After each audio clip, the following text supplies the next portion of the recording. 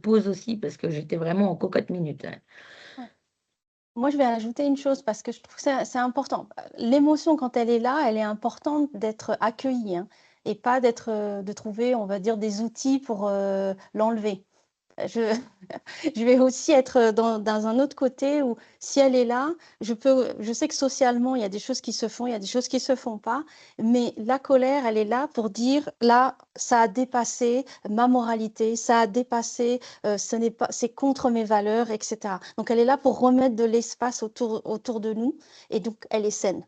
Après, cette colère, c'est qu'est-ce qu'on veut en faire et comment on va la transmettre ou comment on va la montrer.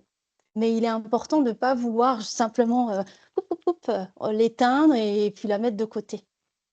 Bah, c'est Donc surtout l'accepter, en fait, cette colère-là, parce que voilà. franchement, je pense que j'aurais eu le médecin en face de moi, je pense que j'aurais pu être vraiment méchante dans mes propos.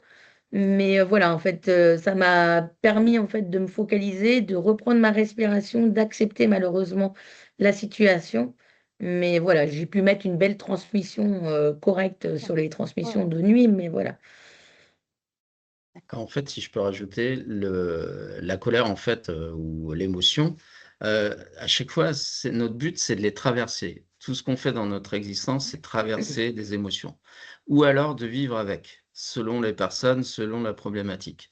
Et quand certains, par exemple, vivent avec, là, on peut avancer dans la vie, là, on peut ne pas refaire en boucle exactement ce qu'on faisait par notre mental et traverser l'émotion, bah, c'est peut-être des fois d'exploser, de le dire et puis après de remettre des mots, mais des mots conscients. C'est pour ça que là, j'ai peut-être été un peu vite, sur la conclusion, alors que le ressenti, c'est toujours ça qu'il faut traverser.